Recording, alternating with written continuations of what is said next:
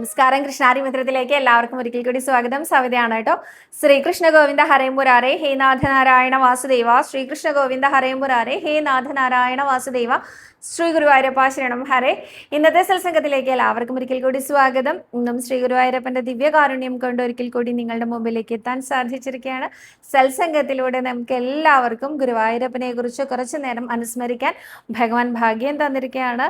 ഭഗവാന്റെ പാദത്തിൽ അനന്തകോടി നമസ്കാരം പറയുന്നു. ഒപ്പം കൃഷ്ണപാദമനിശം ഹൃദി ഭാവയാമി, ഹരികൃഷ്ണപാദമനിശം ഹൃദി ഭാവയാമി.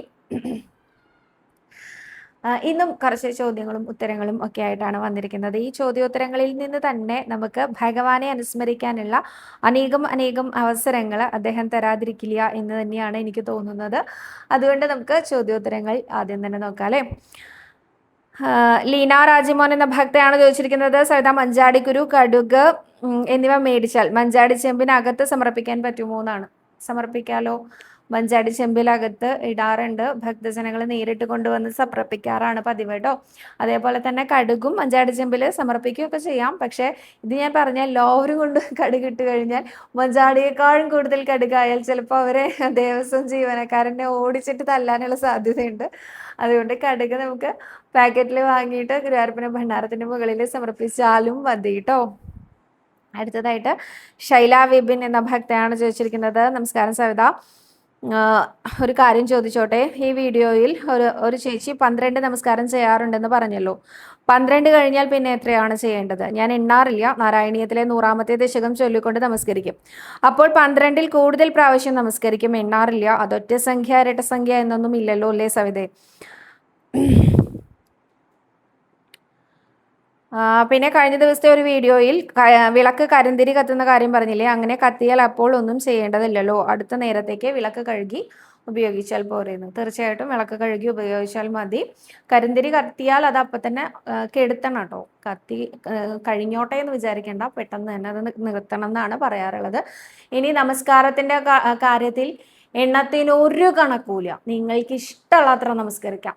ഒരു നമസ്കാരമാവാം, 2 ആവാം, 3 ആവാം, 4 ആവാം, 5 ആവാം, 12 ആവാം, 21 ആവാം, 41 ആവാം, 51 ആവാം, 101 ആവാം, 108 ആവാം. ഇതൊന്നിന് ഒരു വ്യവസ്ഥയില്ല. ഗുരുവായൂരപ്പനെ നമസ്കാരത്തിലൂടെ നമ്മൾ ആശ്രയിക്കുന്നു, ഇത്ര മാത്രമേ ഉള്ളൂ കേട്ടോ. അപ്പോൾ ഓരോ ദശകം, ഞാനും ഇങ്ങനെ പതിവുണ്ട്, ഓരോ ദശകം ചൊല്ലി നമസ്കരിക്കല്ലേ. ആ ദശകം ചൊല്ലുമ്പോൾ എന്തായാലും 12 അല്ല, അതിൽ കൂടുതൽ വരും. എന്നാൽ 21 ചിലപ്പോൾ എത്തിക്കൊള്ളണമെന്നില്ല. ചെറിയ ദശകമാണെങ്കിൽ 21 നമസ്കാരം എത്തിക്കൊള്ളണമെന്നില്ല. അപ്പോൾ 12ന്റെയും 21ന്റെയും ഇടയിൽ ഏതെങ്കിലും സംഖ്യയാവും. അത് നോക്കാറില്ല, എണ്ണാതെ നമസ്കരിക്കാറ് തന്നെയാണ് പതിവ്. അപ്പോൾ അങ്ങനെയൊന്നും ഒരു റെസ്ട്രിക്ഷൻസും നമസ്കാരത്തിന്റെ കാര്യത്തിൽ ഇല്ല കേട്ടോ. അടുത്തതായിട്ട് ഷഹനമോൾ ഷാജി എന്നൊരു ഭക്തയാണ് ചോദിച്ചിരിക്കുന്നത്. എൻ്റെ ചോദ്യത്തിന് മറുപടി തരുമ്പോൾ ചെറുതും വലുതുമായ എൻ്റെ എല്ലാ കാര്യങ്ങൾക്കും തടസ്സങ്ങളാണ്. ഒരു കയ്യകലത്തിലാണെങ്കിൽ പോലും അത് ഏറ്റെടുത്ത് വരാൻ ഒരുപാട് കാലതാമസം നേരിടുന്നു. അതിനുവേണ്ടി എന്ത് വഴിപാടാണ് ഗുരുവായൂരപ്പന് ചെയ്യേണ്ടത്? ഈ ഒരു തടസ്സം കാരണം ഇന്നും മനപ്രയാസം മാത്രമാണ്. സങ്കടപ്പെടാതിരിക്കൂ, ഗുരുവായൂരപ്പനെ ഏൽപ്പിച്ചു കൊടുക്കൂ. എന്ത് കാര്യം തുടങ്ങുന്നതിന് മുൻപും ഉണ്ണികൃഷ്ണന് സന്തോഷമാവണേ എന്ന് പ്രാർത്ഥിച്ചുകൊണ്ട് ആ കാര്യം, നമ്മളൊരു കാര്യം ചെയ്താൽ ഉണ്ണികൃഷ്ണന് സന്തോഷമാവും. തീർച്ചയായിട്ടും സന്തോഷമാവും. നമ്മുടെ കുട്ടികൾ എന്തെങ്കിലും പുതുതായിട്ട് നല്ല കാര്യങ്ങൾ ചെയ്താൽ ഏറ്റവും കൂടുതൽ സന്തോഷിക്കാറാ നമ്മളല്ലേ സന്തോഷിക്കുക. കുട്ടികളെക്കാൾ ഒരു പക്ഷെ നമുക്കാവും സന്തോഷം ഉണ്ടാവുക. ഒരു ക്ലാസ്സിൽ ഫസ്റ്റ് ആയാൽ, അവര് സ്കൂൾ ഫെസ്റ്റിൽ ഫസ്റ്റ് ആയാൽ, അല്ലെങ്കിൽ അവരുടെ കലോത്സവങ്ങളിൽ ഫസ്റ്റ് ആയാലൊക്കെ ഒരു കുട്ടി സന്തോഷിക്കുന്നതിൻ്റെ ഇരട്ടി സന്തോഷം അവരുടെ മാതാപിതാക്കൾ അനുഭവിക്കുന്നുണ്ടാവും ഇല്ലേ? ഇതേപോലെയാണ് നമ്മളുടെ ഈ ജീവിതത്തിൽ വരുന്ന എന്ത് പ്രാരബ്ധങ്ങളായിക്കോട്ടെ, ഇത് മറികടക്കാൻ നമുക്ക് സാധിച്ചാൽ നമ്മളെക്കാളധികം ഭഗവാനാണ് സന്തോഷാവുക. എൻ്റെ കുട്ടി അത് മറികടന്ന് ഇപ്പുറം എത്തിയല്ലോ, അല്ലെങ്കിൽ എൻ്റെ അമ്മ ഇങ്ങോട്ട് എത്തിയല്ലോ എന്നാണ് ഭഗവാൻ വിചാരിക്കുക കേട്ടോ. എങ്ങനെയാണോ നമ്മൾ ഭഗവാനെ ആശ്രയിക്കണേ, നിങ്ങളുടെ കുഞ്ഞായാണ് ഭഗവാനെ കാണുന്നതെങ്കിൽ എൻ്റെ അമ്മ ഇങ്ങനെ കടന്നു വന്നല്ലോ എന്നാണ് വിചാരിക്കുക. നിങ്ങളുടെ കുഞ്ഞായാണ് കാണുന്നതെങ്കിൽ, അല്ല നിങ്ങളുടെ മുതിർന്ന ഒരു വലിയ കൃഷ്ണനായിട്ടാണ് കാണുന്നത് വെച്ചാൽ എൻ്റെ കുട്ടിക്ക് ഇത് കടന്നു വരാൻ സാധിച്ചുല്ലോ എന്ന് തന്നെയാണ് ഭഗവാൻ വിചാരിക്കുക. പുതിയതായിട്ട് ഏതെങ്കിലും ഉദ്യമങ്ങൾ തുടങ്ങുകയാണെങ്കിലും ഇത് എൻ്റെ ഗുരുവായൂരപ്പൻ്റെ സന്തോഷത്തിനായിട്ട് വരണേ എന്ന് പ്രാർത്ഥിച്ചുകൊണ്ട് ചെയ്തു നോക്കൂ. ഉറപ്പായിട്ടും അത് അവസാന നിമിഷം തട്ടിത്തെറിപ്പിച്ചു പോവില്ല കേട്ടോ. എന്നിട്ടും അവസാന നിമിഷം അത് നേരെയാവുന്നില്ലെങ്കിൽ ഇത് വേണ്ട എന്ന് ഭഗവാന്റെ തീരുമാനമാണ് എന്ന് തന്നെ ഉറപ്പാക്കണം. ഭഗവാനാണ് അത് തീരുമാനിക്കുന്നത്. ഭഗവാന്റെ ഇച്ഛയ്ക്കനുസരിച്ചേ കാര്യങ്ങളെല്ലാം വരുള്ളൂ. അങ്ങനെ സങ്കല്പിച്ചു നോക്കൂ. ജീവിതത്തിൽ സമാധാനം കിട്ടാൻ വേറെ കൂടെ പോണ്ട. ഇങ്ങനെയൊന്ന് ചിന്തിച്ചാൽ മാത്രം മതി കേട്ടോ. അടുത്തതായിട്ട് ഉണ്ണിമായ അല്ല ഉമ ഉമ എന്നൊരു ഭക്ത ചോദിച്ചിട്ടുണ്ട്, അലസതയില്ലാതെ ദിവസവും ഒരേ സമയത്ത് ജപിക്കാനുള്ള മോട്ടിവേഷൻ ഒന്ന് പറയാമോ? പണിയെടുക്കുമ്പോൾ വെറുതെ ഇരിക്കുമ്പോൾ ഒക്കെ ജപിക്കും, പക്ഷെ പൂജാമുറിയിൽ ഇരുന്ന് റെഗുലറായിട്ട് ജപിക്കണം എന്നുണ്ട്. അതിന് ചെറിയ ലേസിനെസ് കാരണം ഉണ്ടാവുന്നില്ല. അതിനെന്താണ് ചെയ്യേണ്ടത്? നോക്കൂ, ഒരേ സമയത്ത് ഒരേ കാര്യം ചെയ്യുന്നതിന് വളരെ പ്രാധാന്യമുണ്ട്. ഗുരുവായൂരപ്പനും അത് നല്ല ഇഷ്ടമാണ് കേട്ടോ. ഒരു റുട്ടീനായിട്ട് എന്താ ഉപാസന എന്ന് പറയില്ലേ, ഉപാസനയായിട്ട് കൊണ്ട് നടക്കുന്നതിൽ വളരെ പ്രാധാന്യമുണ്ട്. അതില്ല നമ്മൾ വെറുതെ വിചാരിക്കുന്നതാണ്. തീർച്ചയായിട്ടും ഉപാസനയ്ക്ക് വളരെയധികം പ്രാധാന്യമുണ്ട്. ഞാൻ പറയും അങ്ങനെയൊന്നും നോക്കാനില്ല, നിങ്ങൾ എപ്പോഴും ജപിച്ചോളൂ എന്ന്. പക്ഷെ ഉപാസനയ്ക്ക് നല്ല പ്രാധാന്യമുണ്ട്. നമുക്ക് ഇങ്ങനെ ആഗ്രഹമുള്ള സ്ഥിതിക്ക് ഒറ്റ കാര്യമാണ് ചെയ്യാനുള്ളത്. നമ്മൾ രാവിലെ 4 മണിക്ക് എഴുന്നേൽക്കണം എന്ന് വിചാരിക്കാം. അപ്പൊ നമ്മൾ എന്താ ചെയ്യുക? ആദ്യം അലാറം വെക്കും ഇല്ലേ? അലാറം വെച്ചിട്ട് 4 മണിക്ക് അത് അടിക്കുന്ന ഉറപ്പ് വരുത്തിയതിന് ശേഷം കിടന്നുറങ്ങും. 4 മണിക്ക് അത് അടിച്ചു കഴിഞ്ഞാൽ നമ്മൾ എണീക്കണം. ഇതാണ് നമ്മുടെ പ്ലാൻ. ഇതേമാതിരി നമ്മളൊരു കാര്യം ചെയ്യണം എന്ന് ആഗ്രഹിക്കുകയാണ്, എന്നാൽ കുറേ ദിവസമായിട്ട് അത് കണ്ടിന്യൂസ് ആയിട്ട് ചെയ്യാൻ പറ്റുന്നില്ല.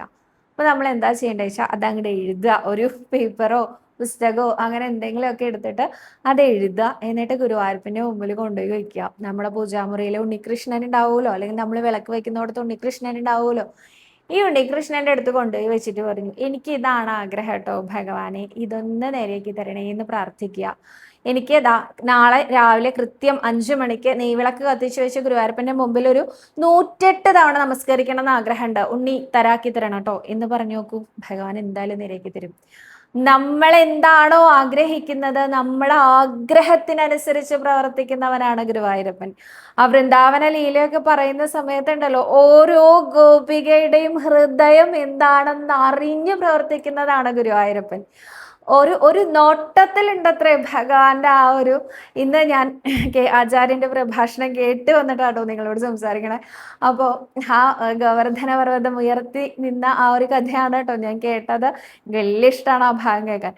ആ ഭാഗമാണ് കേട്ടത്. അത് കഴിഞ്ഞിട്ട് നന്ദഗോപ മഹാരാജാവിൻ്റെ ഉള്ളിൽ ഒരു ആദിയുണ്ട്. കാരണം നമ്മളെല്ലാവരും 2018 കേരളത്തിൽ ഉണ്ടായിരുന്നവരാണല്ലേ.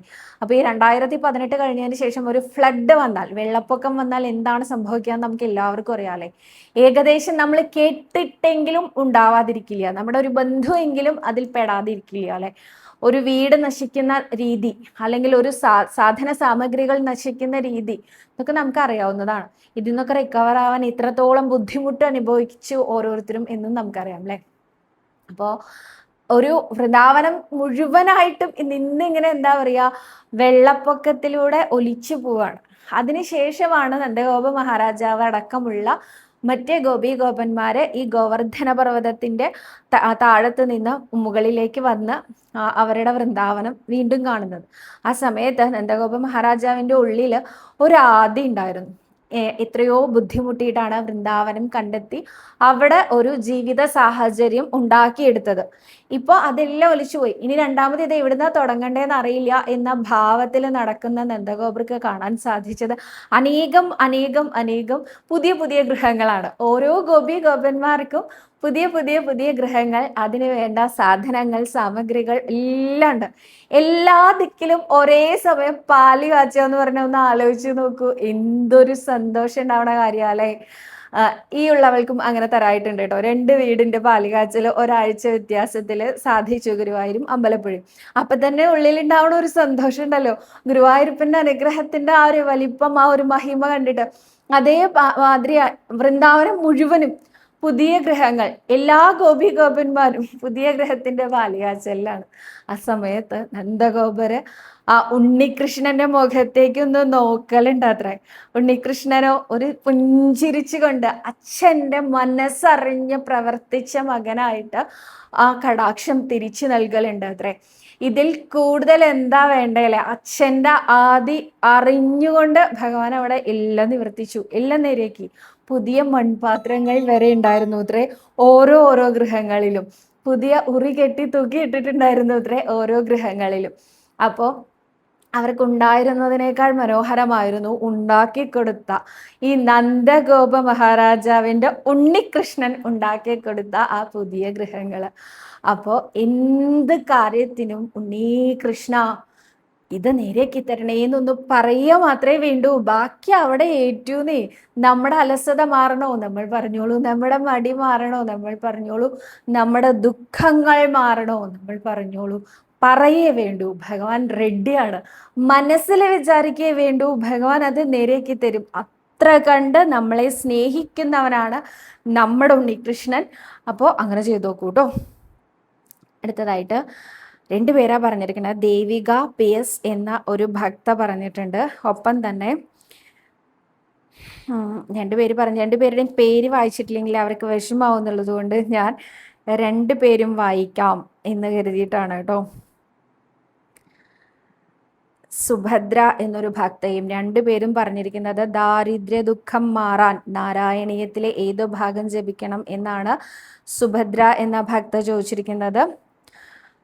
ദേവിക ചോദിച്ചിരിക്കുന്നത് എൻ്റെ വീട്ടിൽ നല്ല സാമ്പത്തിക ബുദ്ധിമുട്ടുണ്ട്, ഒരു ജോലി എന്നത് അത്യാവശ്യമാണ്. ചിലയിടത്ത് നിന്ന് ഓഫറുകൾ വന്നിരുന്നു, പക്ഷേ എൻ്റെ മനസ്സിന് അത് അനുയോജ്യമായി തോന്നിയില്ല. ഒരു ഉറച്ച തീരുമാനം എടുക്കാൻ കഴിയുന്നില്ല, പലപ്പോഴും കൺഫ്യൂഷൻ ആകുന്നു. എടുത്ത തീരുമാനങ്ങളെല്ലാം തെറ്റായി പോയോ എന്നൊരു തോന്നൽ. മനസ്സിനാകെ ഒരു വിഷമമാണ്. ചേച്ചി എന്താണ് ചെയ്യുക? ഞാൻ ആദ്യം സുഭദ്ര എന്ന ഭക്തയുടെ കാര്യം പറയും. ദാരിദ്ര്യ ദുഃഖ ശമനത്തിന് എന്താണ് ചെയ്യേണ്ടത്? ഗുരുവായൂരപ്പന് അവില് നിവേദ്യം ഷീട്ടാക്കുക എന്നത് വളരെ പ്രാധാന്യമേറിയ ഒരു വഴിപാടാണ് കേട്ടോ. ഇത് ഞാൻ പറയുമ്പോൾ നിങ്ങൾ പ്രത്യേകം ശ്രദ്ധിക്കേണ്ടത് അവിൽ നിവേദ്യം ഷീട്ടാക്കുക എന്നാണ്. അവില് വാങ്ങി മഞ്ഞപ്പട്ടിൽ പൊതിഞ്ഞ അവിൽ കിഴി കെട്ടി അവിടെ കൊണ്ടുവയ്ക്കുക എന്നുള്ളതല്ല. കാരണം ഈ കിഴിയിലുള്ള അവിലൊരിക്കലും നമ്മൾ തന്നെ അരി കുത്തി നെല്ലാക്കി അല്ല, നെല്ലുകുത്തി അരിയാക്കി അവിലാക്കി അങ്ങനെ മാറ്റുന്നതല്ല. അവിടെ ഓൾറെഡി കിഴിയാക്കി വെച്ചത് നമ്മൾ എടുത്തുകൊണ്ടുപോയി ഗുരുവായൂരപ്പന് കൊടുക്കുകയാണ് അല്ലേ. അപ്പോൾ ആ കിഴിയിൽ പഴകിയ അവിലാണോ എക്സ്പയറി ഡേറ്റ് കഴിഞ്ഞതാണോ എന്നുള്ളതൊന്നും നമുക്കറിയില്ല. അതുകൊണ്ട് അതല്ല വേണ്ടത്, ഷീട്ടാക്കുകയാണ് വേണ്ടത്. ഷീട്ടാക്കിയാലോ ഗുരുവായൂരപ്പന് അത്താഴ പൂജ കഴിഞ്ഞ് നിവേദിക്കുന്ന നിവേദ്യങ്ങളിൽ പ്രധാനമാണ് അവില്. അതെന്തായാലും നിവേദിച്ചിരിക്കും. അപ്പോൾ ഷീട്ടാക്കുക എന്നുള്ളതാണ്. ഇനി നാരായണീയത്തിലെ ഏത് ദശകം ചൊല്ലണം എന്നാണ് ചോദ്യം. 87ാമത്തെ ദശകം ദാരിദ്ര്യ ദുഃഖ ശമനത്തിന് ചൊല്ലുന്നത് ഉത്തമമാണ്. കുചേലവൃത്തം എന്ന കഥയാണ് അതിൽ പറഞ്ഞിരിക്കുന്നത്. കുചേലവൃത്തം കഥ അനുസ്മരിക്കാൻ 2 ദിവസം കഴിഞ്ഞാൽ നമുക്ക് സാധ്യമാവട്ടെ, ഗുരുവായൂരപ്പൻ അനുഗ്രഹിക്കട്ടെ എന്നുകൂടി പ്രാർത്ഥിക്കുന്നു. ഇനി ദേവികയുടെ ഈ ഒരു ചോദ്യം, എന്ത് തീരുമാനങ്ങൾ എടുക്കുമ്പോഴും കൺഫ്യൂസ്ഡ് ആയി പോകുന്നു എന്നുള്ളതാണ് ദേവിക പറഞ്ഞിരിക്കുന്നത് അല്ലേ. കൺഫ്യൂഷൻസ് വരുമ്പോൾ മാറാൻ ഏറ്റവും നല്ലത് ഗുരുവായൂരപ്പനോട് ചോദിക്കുക എന്നുള്ളതാണ്. എങ്ങനെയാ ഗുരുവായൂരപ്പനോട് ചോദിക്കുക എന്നുള്ളതല്ലേ. നിങ്ങളുടെ മനസ്സിൽ എപ്പോഴും കൺഫ്യൂഷൻ വരുന്നത് ഇതാണോ നല്ലത് അതോ അതാണോ നല്ലത്, ഇതല്ലേ നിങ്ങളുടെ കൺഫ്യൂഷൻ വരുന്നത്. ഇത് രണ്ടും എഴുതി ഒരു പേപ്പറിലാക്കിയിട്ട് നമ്മൾ വിളക്ക് കൊളുത്തി വെക്കുന്ന ഉണ്ണികൃഷ്ണന്റെ മുമ്പിൽ അത് കുലുക്കി ഇട്ടിട്ട് നറുക്കെടുക്കുക എന്ന് പറയില്ലേ, അതിലൊരെണ്ണം എടുത്തു നോക്കൂ. ഭഗവാൻ ഒരിക്കലും തെറ്റായ തീരുമാനം നമ്മളെ കൊണ്ട് എടുപ്പിക്കുകയില്ല. അതും ഇന്ന് ഞാൻ കേട്ട കഥയിലുണ്ട്. കാരണം ഗോവർദ്ധന യാഗം നടത്തി, ഗോവർദ്ധനത്തിനാണ് എല്ലാം കൊടുത്തത്. ഇന്ദ്രയാഗം നടത്തുന്നതിന് പകരം എല്ലാ തരത്തിലുള്ള പലഹാരങ്ങളും പാലും തൈരും വെണ്ണയും ഒക്കെ ഗോവർദ്ധനഗിരിക്ക് സമർപ്പിച്ച ആ ഗോപാലന്മാർക്ക് അന്ന് രാത്രി തൊട്ട് മഴ പെയ്യാൻ തുടങ്ങി എന്നാണല്ലോ കഥ.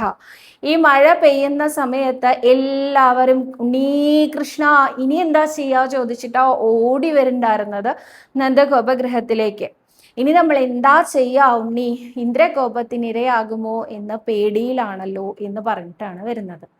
ഈ വരുന്ന സമയത്ത് ഭഗവാൻ ഓരോ ഗോപാലന്മാരെയും നോക്കിക്കൊണ്ട് മനസ്സിൽ വിചാരിച്ചു അത്രേ, ഞാൻ പറഞ്ഞ ഒരു തീരുമാനം, ഇവർക്ക് വേണ്ടി ഞാൻ എടുത്ത ഒരു തീരുമാനം തെറ്റിപ്പോയി എന്നോ ഇവർക്ക് അതുകൊണ്ടൊരു ബുദ്ധിമുട്ടുണ്ടായി എന്നോ അത് ഞാൻ അനുവദിക്കില്ല എന്നാണ് ഭഗവാൻ വിചാരിച്ചത് എന്നും, അതുകൊണ്ട് തന്നെ എല്ലാവരെയും കൂട്ടിയിട്ട് നമുക്ക് പോവാം, നമ്മൾ ഗോവർദ്ധനത്തിനെ യാഗം ചെയ്തതല്ലേ, നമുക്ക് ഗോവർദ്ധനത്തിനോട് തന്നെ ചോദിക്കാം എന്ന് പറഞ്ഞ് എല്ലാവരെയും കൂട്ടിയിട്ട് ഗോവർദ്ധന പർവ്വതത്തിന്റെ മുമ്പിലേക്ക് പോയത്. ആ സമയത്ത് എല്ലാവർക്കും ഭഗവാൻ തൊഴുകയാണ് ഗോവർദ്ധനത്തിനെന്നാ തോന്നിയത് അത്രേ. പക്ഷെ ഭഗവാൻ കൈകൊണ്ട് ഗോവർദ്ധനം ഉയർത്തുകയാണ് അത്രേ.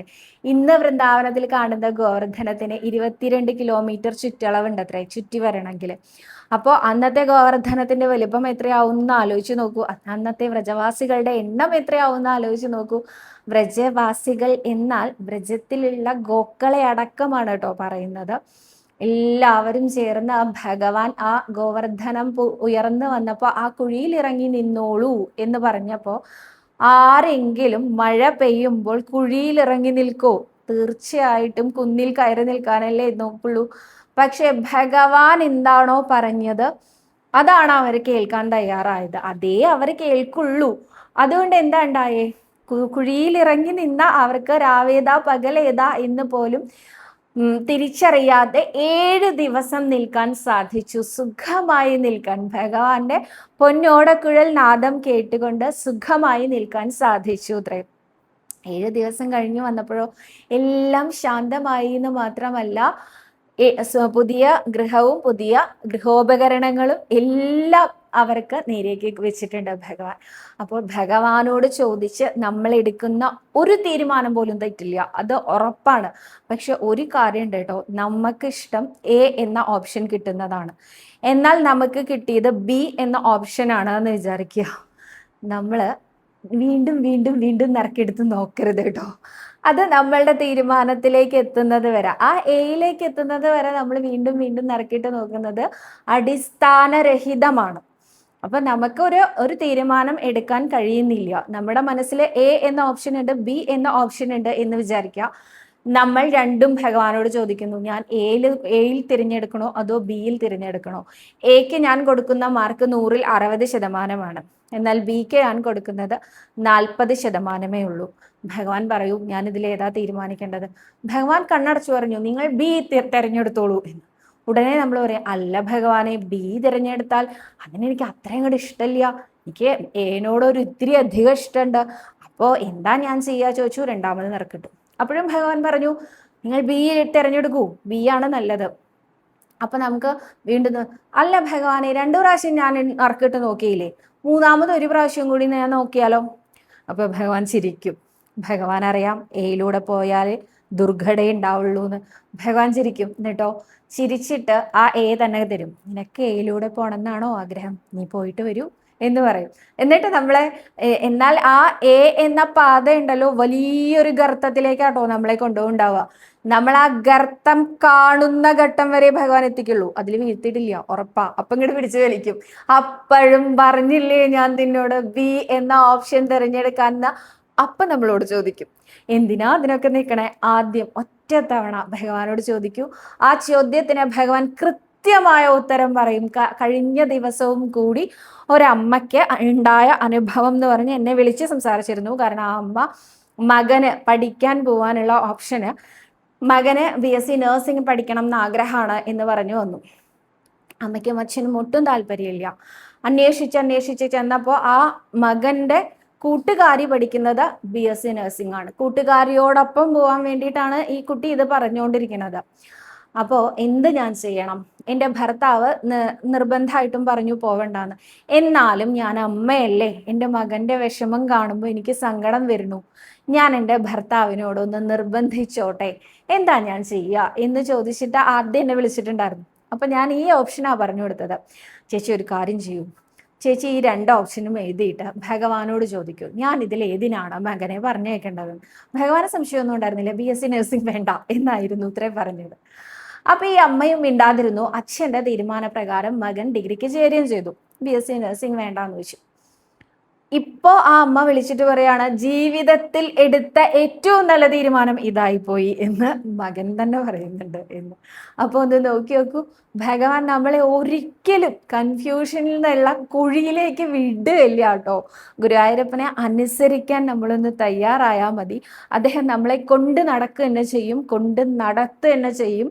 അതുകൊണ്ട് ഉറച്ചു വിശ്വസിച്ച് ദേവികയുടെ കൺഫ്യൂഷൻസ് എല്ലാം ഗുരുവായൂരപ്പനിൽ സമർപ്പിക്കൂ കേട്ടോ. അടുത്തതായിട്ട് കൃഷ്ണനാട്ടം ബുക്ക് ചെയ്യാൻ നോക്കുമ്പോൾ ഓൾറെഡി ബുക്ക്ഡ് എന്നാണ് കാണിക്കുന്നത്. അതെന്താ അങ്ങനെ പറഞ്ഞത്? വേറെ ഒരു ഡേറ്റ് എടുക്കുമ്പോൾ നമുക്ക് എത്താൻ പറ്റിയില്ലെങ്കിലും നടത്തുമോ എന്നാണ് സിന്ധു എന്ന ഭക്ത ചോദിച്ചിരിക്കുന്നത്. കൃഷ്ണനാട്ടം കളി അനേകം ഭക്തർക്ക് ഷീട്ടാക്കാൻ പറ്റുന്നതാണ് ഒരേ ദിവസം തന്നെ. എന്നിട്ടും എന്തുകൊണ്ടാണ് അങ്ങനെ കാണിക്കുന്നത് എന്ന് എനിക്ക് മനസ്സിലായില്ല. പക്ഷെ നിങ്ങൾ ഏത് ഡേറ്റിന് ബുക്ക് ചെയ്താലും നിങ്ങളുടെ വകയായിട്ട് ഇവിടെ കൃഷ്ണനാട്ടം കളി നടന്നിരിക്കും. അപ്പം നമ്മൾ വന്ന് കണ്ട് തൊഴുത് നമസ്കരിക്കണ്ടേ എന്നായിരിക്കും നിങ്ങളുടെ ചോദ്യം. ഇൻ കേസ് നിങ്ങൾക്ക് വന്ന് കണ്ട് തൊഴുത് നമസ്കരിക്കാൻ പറ്റിയില്ല വിചാരിക്കുക, ഒട്ടും പരിഭ്രമിക്കേണ്ട. അടുത്ത ദിവസം നിങ്ങൾ എപ്പോഴാണോ ഗുരുവായൂർക്ക് വരുന്നത് ആ ദിവസം കൃഷ്ണനാട്ടം കളി വന്ന് കണ്ട് തൊഴുത് നമസ്കരിച്ചാൽ മതി കേട്ടോ. അടുത്തതായിട്ട് DMN എന്ന ID-യിൽ നിന്നാണ് കാണുന്നത്. ചേച്ചി, എനിക്ക് ചില സമയങ്ങളിൽ വിശ്വാസം നഷ്ടപ്പെട്ട പോലെ, ഇത് ദോഷമാണോ? എന്നാലും ഞാൻ ഭഗവാനെ മുറുകെ പിടിക്കുന്നുണ്ട്. പണ്ടൊരു ജ്യോതിഷ പ്രശ്നം വെച്ച് നോക്കിയപ്പോൾ അച്ഛനോട് പറഞ്ഞു ഗുരുവായൂരപ്പൻ പിണങ്ങിയിരിക്കുകയാണെന്ന്. ഇങ്ങനെ ചെറുപ്പത്തിൽ കേട്ടതായി ഓർക്കുന്നുണ്ട്. ഇത് എൻ്റെ മനസ്സിൽ ഉറച്ചു പോയിട്ടുണ്ട്. അതാണ് ഇപ്പോഴും ഓർമ്മ. പക്ഷെ അങ്ങനെയൊക്കെ ഉണ്ടാകുമോ? നമ്മൾ അറിയാതെ ചെയ്യുന്ന തെറ്റുകൾ ഭഗവാൻ ക്ഷമിക്കില്ലേ? ചേച്ചി, ഈ ഒരു ചോദ്യം എടുക്കുമോ പ്ലീസ് എന്നാണ് ചോദിച്ചിരിക്കുന്നത്. ഭഗവാൻ എങ്ങനെ പിണങ്ങിയിരിക്കാനെന്ന് സാധ്യമല്ല കേട്ടോ. എൻ്റെ മകള് 7 വയസ്സുകാരി കൃഷ്ണമീര ഒരു ദിവസം 3 പ്രാവശ്യമെങ്കിലും പറയും അമ്മോട് ഞാൻ മിണ്ടില്ല എന്ന്. അമ്മോട് ഇനി ഞാൻ എൻ്റെ ജീവിതത്തിൽ മിണ്ടില്ല. അമ്മോട് ഞാൻ അമ്മ ഭൂമിയിലുള്ളപ്പോൾ തൊട്ട് മിണ്ടില്ല, ഭൂമിയിലുള്ള കാലം വരെ മിണ്ടില്ല എന്ന്.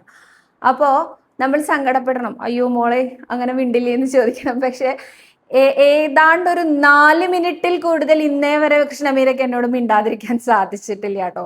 മാക്സിമം ഒരു 4 മിനിറ്റ്, അതിൽ കൂടുതൽ മിണ്ടാതിരിക്കാൻ സാധിക്കില്ല. അത് കൃഷ്ണമീരയ്ക്കും അറിയാം, എനിക്കും അറിയാം. എനിക്കിതറിയാമെന്ന് കൃഷ്ണമീരയ്ക്കും അറിയാം. എന്നാലും മീര എപ്പോഴും പറയുന്നത് എന്താണ്? അമ്മേ, ഞാൻ അമ്മോട് മിണ്ടില്ല കേട്ടോ എന്നാണ്. അപ്പോൾ ഇങ്ങനെ പറയുന്ന ആ ഒരു സമയത്തെ ആ ഒരു ബാലിശമായ രീതി എന്ന് പറയില്ലേ, ഇത് നമ്മുടെ ഉണ്ണിക്കണ്ണനും ഉണ്ട്. ഇടയ്ക്ക് ഭഗവാൻ പിണങ്ങിയിരിക്കുകയാണ്. നമ്മൾ അത്ര കാര്യമായിട്ട് ഭഗവാനോട് പറയും, ഉണ്ണി കൃഷ്ണ എൻ്റെ ഈ ഒരു പ്രശ്നം നേരെയാക്കി തരണേ, ഞാൻ അങ്ങേ വന്ന് കണ്ടു തൊഴുതോളാട്ടോ. അല്ലെങ്കിൽ ഇപ്പൊ പറയാണ് എൻ്റെ കുട്ടി വിവാഹം നടന്നിട്ടില്ല കേട്ടോ, വിവാഹം ഞാൻ അങ്ങയുടെ നടയിൽ വെച്ച് നടത്താട്ടോ. എന്തായാലും ഒരു നല്ല അലയൻസ് എൻ്റെ മകന് വേണ്ടി നേരെയാക്കി തരണം, അത്രേ ഉള്ളൂ എന്ന് പറയും. എന്നിട്ടോ വിവാഹം നടന്നാൽ ഭഗവാൻ ഇവിടെ കാത്തിരിക്കുകയാണ് ആ വിവാഹത്തിൽ പങ്കുചേരാനായിട്ട്. ആ സമയത്തോ വധുവിഗ്രഹത്തിൽ ചെന്നപ്പോൾ അവർ പറഞ്ഞു ഞങ്ങളുടെ ഒരേ ഒരു മകളാണ്, അതുകൊണ്ട് ഞങ്ങൾക്ക് ഇവിടെ വെച്ച് ഈ അടുത്ത ക്ഷേത്രത്തിൽ വെച്ചിട്ട് വേണം താലി കെട്ടുന്നത് നിർബന്ധമുണ്ടെന്ന് പറഞ്ഞപ്പോൾ ഈ കൊടുത്ത വാക്ക് അത് നമ്മൾ മറന്നുപോയി. അപ്പൊ എന്താ ചെയ്യുക? പെണ്ണ് കിട്ടിയതേ വലിയ കഷ്ടപ്പെട്ടിട്ട് ഇപ്പൊ ഇനി അവരോട് ഡിമാൻഡ് പറഞ്ഞാലോ, വേണ്ടാന്ന് വെച്ചാലോ, വേണ്ട ഇതന്നെ ഇങ്ങനെ ആയിക്കോട്ടെ എന്ന് വിചാരിക്കും. അങ്ങനെ നമ്മൾ ആ വിവാഹം നടത്തും. കുഴപ്പമില്ല, ഭഗവാൻ അപ്പോഴും കാത്തിരിക്കും. ഇത് ഈ വധൂവരന്മാർ ഇവിടെ വരും, ഒരു മാല ഇടും എന്നൊക്കെ വിചാരിച്ചാണ് കാത്തിരിക്കണേ. പക്ഷെ ഇവിടെ മറന്നുപോയി, നമ്മളതൊക്കെ മറന്നു അല്ലേ? എത്രയോ കാലം കഴിഞ്ഞിട്ട് എന്തെങ്കിലും പ്രശ്നം വരുമ്പോൾ അല്ലെങ്കിൽ കുട്ടികൾ ഉണ്ടാവാൻ താമസിക്കുമ്പോഴൊക്കെ നമ്മൾ ഒരു ജ്യോതിഷന്റെ അടുത്ത് പോയി പ്രശ്നം വെച്ച് നോക്കുമ്പോഴാണ് ഗുരുവായൂരപ്പനെ അവിടെ കാത്തിരിക്കണ്ട കേട്ടോ എന്ന് പറയുമ്പോഴാണ് നമുക്കത് ഓർമ്മ വരിക. നല്ല നന്ദിയായ കാരണം നമ്മൾ എപ്പോഴും മറന്നു പോണ കാര്യങ്ങളാണ് അല്ലേ ഇത്. ആ സമയത്ത് പറയും ഭഗവാന് ചെറിയൊരു നീരസം ഉണ്ടെന്ന്. നമുക്കായാലും നീരസം വരില്ലേ? ഇത്രയേ ഉള്ളൂ. അപ്പൊ ഈ നീരസം മാറാൻ എന്താ ചെയ്യേണ്ടത്? വേഗം വന്ന് ഇവിടെ നിന്ന് മാലയിടിയിച്ചു കൊണ്ടുപോവുക, അത്രേ വേണ്ടൂ. ഭഗവാൻ എന്താ പറയാ, ഇന്ന് ആ കഥയും ഞാൻ കേട്ടതാണ് കേട്ടോ. ഇന്നൊരു പ്രഭാഷണം കേട്ടോണ്ട് ഒരുപാട് സന്തോഷമുണ്ട്. ഇന്ന് ആ കഥയും കേട്ടതാണ്. കാരണം ഗോവർദ്ധനത്തിന്റെ ഈ ഒരു ഉദാഹരണമൊക്കെ കഴിഞ്ഞ് എല്ലാ ഗ്രഹങ്ങളും ഒക്കെ സാധാരണ പോലെ പിറ്റേ ദിവസം തൊട്ട് ഭഗവാന്റെ റുട്ടീനിലേക്ക് വന്നു. പശുക്കിടാങ്ങളെയൊക്കെ കൊണ്ടുപോയി കാലി മേയ്ക്കാൻ പോണ സമയത്താണ് ഇന്ദ്രൻ വരുന്നത്. മാപ്പ് അപേക്ഷിക്കാനാണ് അദ്ദേഹം വരുന്നത് അത്രേ. അപ്പോൾ ഭഗവാനോട് മാപ്പ് പറയുന്ന സമയത്ത് ഭഗവാൻ ഇന്നേ വരെ ക്ഷമിക്കാത്തൊരു വ്യക്തി ഉണ്ടായിട്ടില്ല എന്നാണ് ആചാര്യൻ പറഞ്ഞത് കേട്ടോ. കാരണം എന്താ വെച്ചാൽ നമ്മൾ ചെല്ലുന്നു, ഞാൻ ഇന്ന തെറ്റ് ചെയ്തു, എനിക്കറിയാം ഇന്ന തെറ്റ് ഞാൻ ചെയ്തു എന്ന്, പക്ഷെ ഞാൻ ഭഗവാനോട് സോറി പറഞ്ഞിട്ടുണ്ട്, ഞാൻ ഭഗവാനോട് സമസ്ത അപരാധം ക്ഷമിക്കണേ ഭഗവാനെ എന്നൊക്കെ പറഞ്ഞിട്ടുണ്ട്. അതുകൊണ്ട് അതൊക്കെ ക്ഷമിച്ചു കഴിഞ്ഞിരിക്കണു. ആരാ നമുക്ക് ഈ ഉറപ്പ് തന്നത് ക്ഷമിച്ചു എന്ന് നമുക്ക് അങ്ങോട്ട് തോന്നുകയാണ്. എങ്ങനെയാ ആ തോന്നലുണ്ടാവണം? ഭഗവാൻ ഉണ്ടാക്കുകയാണ്. ഭഗവാൻ അപ്പം നമ്മളെ നോക്കി ചിരിച്ചുകൊണ്ട് പറയത്രേ, ഈ പ്രാവശ്യത്തേക്കും കൂടി ഞാൻ ക്ഷമിച്ചിരിക്കണു, പോയിക്കോളൂ, ഇനി അടുത്ത തെറ്റ് ചെയ്തിട്ട് വന്നോളൂ എന്ന് പറയത്രേ. എല്ലാവരോടും ഭഗവാൻ അതാണ് ഭാവം, ക്ഷമിക്കുക തന്നെ ചെയ്യും. പിണങ്ങിയിരിക്കൊന്നുമില്ല കേട്ടോ. നമ്മുടെ ഉണ്ണികൃഷ്ണനാണ്. നമ്മളെ വിട്ട് എങ്ങനെയാ പോവുക, നമ്മളോട് എങ്ങനെയാ പിണങ്ങിയിരിക്കുക? ഇത്ര അധികം സ്നേഹിക്കാൻ അറിയുന്ന ഒരു ഈശ്വരൻ വേറെ ഉണ്ടാവുമെന്ന് സംശയമാണ്. ആ സ്നേഹസ്വരൂപന് നമ്മളെ വിട്ട് ഒരിക്കലും പിരിഞ്ഞു പോകാനോ പിണങ്ങിയിരിക്കാനോ പറ്റില്ല. ഇനി ഇടയ്ക്കിടയ്ക്ക് വിശ്വാസം നഷ്ടപ്പെടുന്നു എന്ന് പറഞ്ഞില്ലേ, നമ്മുടെ മനസ്സിനെ അങ്ങോട്ട് ഫ്രീ ആക്കി വിടുക, അത്രേ വേണ്ടൂ. നമ്മളിങ്ങനെ മനസ്സിൽ അയ്യോ എനിക്കിപ്പോൾ അത് അങ്ങോട്ട് ശരിയായി തോന്നണില്ല, അല്ലെങ്കിൽ ചില സമയത്ത് നമ്മൾ വിചാരിക്കണ പോലെ ഒന്നും കാര്യങ്ങൾ വരില്ല കേട്ടോ. നമ്മൾ ഭഗവാനോട് പറയുകയൊക്കെ ചെയ്തിട്ടുണ്ടാവും, ഉണ്ണികൃഷ്ണ എനിക്ക് ഇങ്ങനെയൊക്കെയാണ് കേട്ടോ വേണ്ടത്, നേരെ ഓപ്പോസിറ്റ് അങ്ങോട്ട് നടക്കും. അങ്ങനെ നടക്കും. എൻ്റെ ജീവിതാനുഭവം തന്നെയാണ് കേട്ടോ പറഞ്ഞിരിക്കണേ ഞാൻ. കാരണം എൻ്റെ വിവാഹം 25 വയസ്സിലാണ് ഉണ്ടായത്. അപ്പോൾ വിവാഹത്തിനെ കുറിച്ചൊക്കെ ചിന്തിക്കുന്ന പ്രായമൊക്കെ ആയിട്ട് തന്നെയാണ് വിവാഹമൊക്കെ ആയത്. അപ്പൊ എൻ്റെ മനസ്സിലുള്ള ഒരാഗ്രഹം ഗുരുവായൂരിൽ തന്നെ ആയിരിക്കണം എൻ്റെ വിവാഹം നടക്കുന്നത്, വേറൊരു സ്ഥലത്ത് പോയിട്ട് വിവാഹം കഴിക്കുക അങ്ങനെ വയ്യാന്ന്. നേരെ ഓപ്പോസിറ്റ് ആയിരുന്നു. എൻ്റെ വിവാഹം അമ്പലപ്പുഴ വെച്ചിട്ടായിരുന്നു നടന്നത്. അന്ന് ഞാൻ ഭഗവാനോട് പറഞ്ഞിട്ടുണ്ടായിരുന്നു, എന്താണോ പറഞ്ഞത് അതിൻ്റെ ഓപ്പോസിറ്റ് ചെയ്യുള്ളൂലേ, ഇത് ഇവിടത്തേക്കൊരു നിർബന്ധ ബുദ്ധിയാണ് അല്ലേ എന്നൊക്കെ ആ നിശ്ചയം കഴിഞ്ഞ് പാരൻസ് വീട്ടിൽ വരുന്ന സമയത്ത് ഇങ്ങനെ പറയൂലോ, വെന്യൂ ഇതാണ് നിശ്ചയിച്ചിരിക്കുന്നത്, ദിവസം ഇന്നതാണ് എന്നൊക്കെ പറയുമ്പോൾ ഞാൻ വിചാരിച്ച ദിവസമല്ല, അതിനേക്കാളും മുമ്പായിരുന്നു. ഞാൻ വിചാരിച്ച സ്ഥലമല്ല, അത് ഓപ്പോസിറ്റ് ആയിരുന്നു. അപ്പൊ ഞാൻ പറഞ്ഞു, ഈ വിവാഹ നിശ്ചയ കമ്മിറ്റിക്കാരുടെ കൂടെ ഒന്ന് പോണേ ഭഗവാനെന്ന് ഞാൻ പ്രാർത്ഥിച്ചിരുന്നു രാവിലെ വന്നിട്ട്. എന്നിട്ട് ഞാൻ പറഞ്ഞിരുന്നു, എൻ്റെ ആഗ്രഹങ്ങൾ ഇന്ന പോലെയാണ്, അവിടെ ചെന്ന് എൻ്റെ അച്ഛനും അമ്മയും ഇത് തന്നെ ആയിരിക്കണേ പറയണതെന്ന്. അവര് നേരെ ഓപ്പോസിറ്റ് പറഞ്ഞിട്ട് പോന്നു. എനിക്ക് വലിയ സങ്കടമായ എന്നെ ഭഗവാൻ നോക്കി ചിരിച്ചിട്ടുണ്ടാവൂലേ. കുറേ ഇരുന്നങ്ങോട്ട് ചീത്ത പറഞ്ഞു ഞാൻ. എന്നെ ഒന്നും കേൾക്കാനുള്ള സമയമില്ല, അനേകായിരം ഭക്തരല്ലേ വരുന്നത്.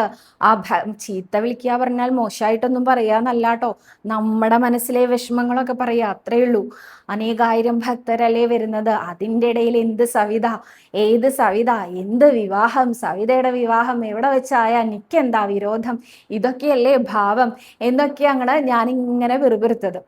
അപ്പോഴാണ് എൻ്റെ അമ്മ വന്ന് പറഞ്ഞത്, ഞാനേ അവിടെ പോയിട്ട് ഒരു കാര്യം പറഞ്ഞിട്ടുണ്ട്, എൻ്റെ കുട്ടിയുടെ വിവാഹം ഗുരുവായൂർ വെച്ച് തന്നെ നടത്താമെന്ന് എനിക്കൊരു മോഹം ഉണ്ടായിരുന്നു.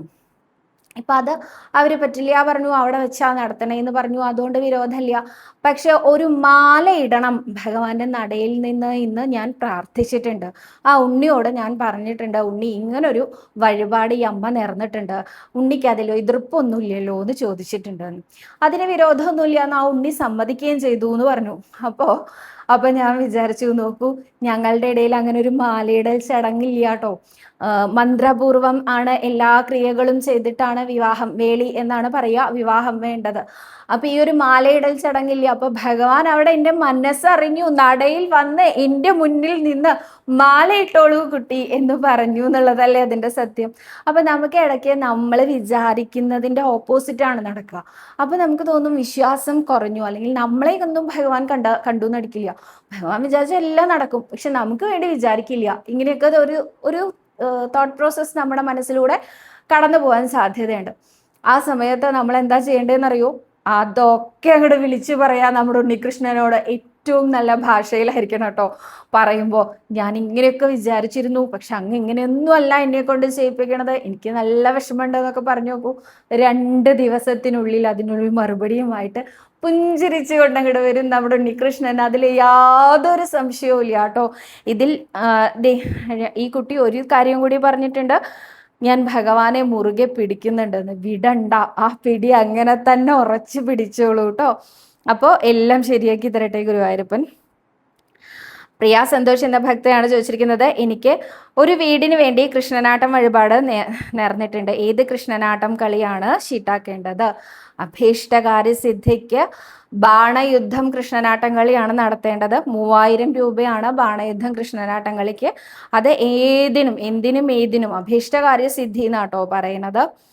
അടുത്തത് സുധി എന്ന ഭക്തയാണ് ചോദിച്ചിരിക്കുന്നത്, ഒരിക്കൽ ശ്രാദ്ധത്തിന്റെ തലേ ദിവസം, ബലിയിടുന്നതിന്റെ തലേ ദിവസം ക്ഷേത്ര ദർശനം ചെയ്യാൻ പാടുമോ? വിഷ്ണു സഹസ്രനാമം ചൊല്ലാമോ?